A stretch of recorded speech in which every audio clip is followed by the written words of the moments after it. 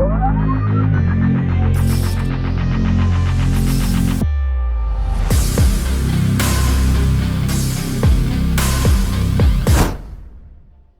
back, everyone, and if you're new here, welcome. I'm Dark Hour 717, and this is the weekly news review.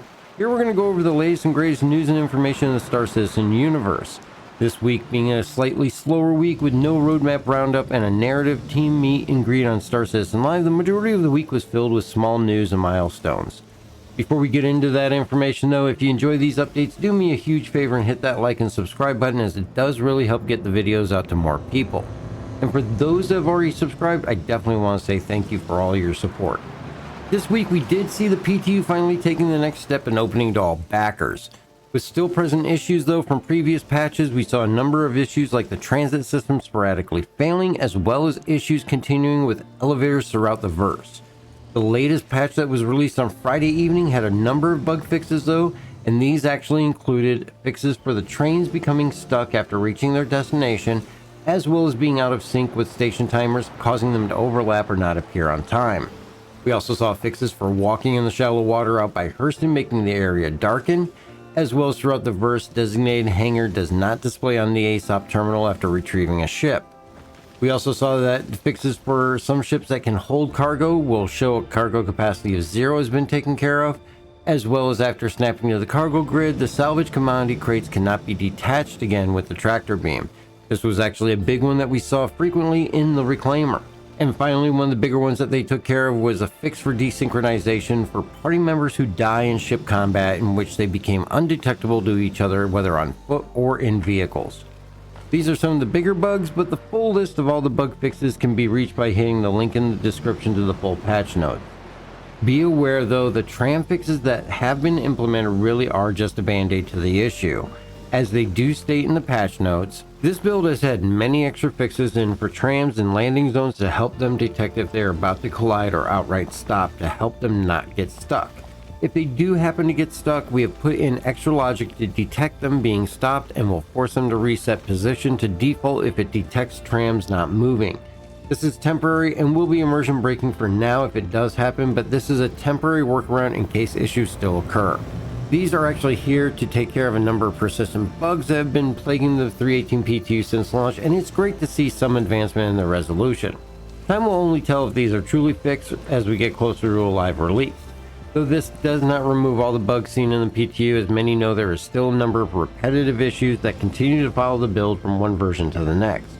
The list does continue to get smaller with occasional new items being added, and what we're currently seeing is Wallace Klim is missing from the drug lab in Grim Hex, missing audio sound effects with QT travel, multiple issues with elevators and trams, with trams being jittery and elevators not arriving when called, and of course the target Reclaimer October Rising will disappear when you get very close to it, making the mission impossible to complete, and cargo is still taxing the server and crashing in Area 18 with a full C2, and is also not reflecting cargo inventory accurately or causing other performance issues on the server.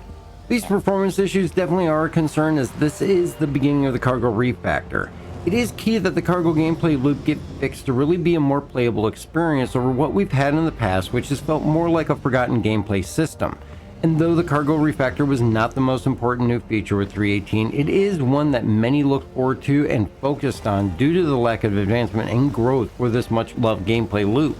With the latest patch from Friday night, we saw several reports after the patch launch of excessive 30k server crashes from commenters in the patch notes, some reporting them as frequent as every 10 minutes to every 30 minutes. We also see reports of several sales kiosks being inoperable. These reports continued through even 4 p.m. on Saturday, and there was a hot fix that was going to be pushed on Saturday evening to hopefully address the number of 30ks that were happening. One thing to also note is that the Asian servers have now been brought online with the PTU for 318, and some other updates that we do see in the Spectrum pages address the SEM reset keybind, and as addressed by Yogi Clad of CIG, this is actually a known bug that has plagued the PTU, stating, yeah, this is known. I've seen this bug several times, but it has less impact than a lot of other bugs, so it gets constantly trumped by more critical bugs. I can't promise a fix for 318. I would definitely say that this is actually a comment that I agree with from Yogi Klatt, and the fact that the SEM reset keybind is minor in comparison to some of the bigger issues that are going on within the PTU. Also, we do see posts in the spectrum from Wikipedia looking for help in making suggestions for future of bar citizens, as they are beginning to schedule a new round of visits in the tour. So if you did not get a chance to see them on the first go around and are organizing an event in your area, let them know that there's a chance that they may be able to come to a location near you. We also saw that the Cormore screenshot contest did end, as well as the available sales for the Heartseeker and other Cormore specials, but you can visit the community hub to see the entrance for the screenshot contest under the events tab, and we should see an announcement of a winner this week, and good luck to everybody that did enter. This of course does bring us over to the lore entry for this week, which was a portfolio, Clark Defense Systems, or CDS.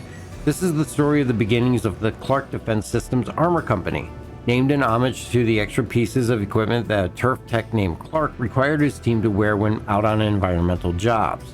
It moves through the first moment of understanding what these extra pieces did to protect the wearer, through the company's inception, an unavoidable move into the military sector due to the start of the Tavaran Wars. The story does move through both Tavaran Wars and the use of the two most popular sets of armor that CDS manufactured, the Auec and the ADB armor, and it became so well known that an entire secondhand market was created for third-party companies that actually specialize in refurbishing and restoring older sets for civilian use. As the Messer regime did come into power, and hearing of the CDS Corporation wanting to part ways from their government contract to move into the private sector, the Messer regime found ways to threaten CDS with the possibility that any breach of contract would immediately forfeit the company to the control of the UEE. They also established that no past, present, or future model of CDS armor would be made available to the private sector due to its strategic importance to the Empire. This in turn made CDS back down from their plans of exiting the contract. After the fall of the Messer regime, the new government looked to cut ties with all corporations associated with the previous regime, though the new government was more lenient on CDS, as their previous attempt to exit the contract worked in their favor. Being finally allowed to make their contractual agreements smaller, they relocated their headquarters and were able to move into the private sector. The story itself, though, is a very short read, but it is a very interesting one on one of the most popular armor manufacturers in game. I do recommend checking it out if you enjoy the portfolios or are a lore fan, and the link is going to be in the description. Of course, with it being an off week, we don't see any roadmap roundup, which then brings us to the Inside Star Citizen. And this week it's a look at server meshing. This episode, named Meshing Together Part 1, is the first in a number of episodes covering the 5-day summit of the teams responsible for bringing in server meshing, discussing the features such as jump points and the inclusion of another system in Pyro, as well as more future systems. This is actually the first in-person face-to-face meeting for many of these CIG members. As they meet, we see the behind-the-scenes and immediate response to their meetings as to the steps and plans to bring server meshing to reality. An interesting look at the process of game development. Many have viewed the episode and seem a bit surprised at what can appear at times as disorganized and a team unsure of tackling a feat that seems daunting at the least. Though the beginning steps of any process can seem chaotic, this is where they get the ideas flowing and the pathway to the end goal laid out. As this series is going to be mixed in with other ISC topics, it'll be interesting to see the process unfold, and see if at the end of the summit, is it more closely focused and a clear path created, or will it be more chaos?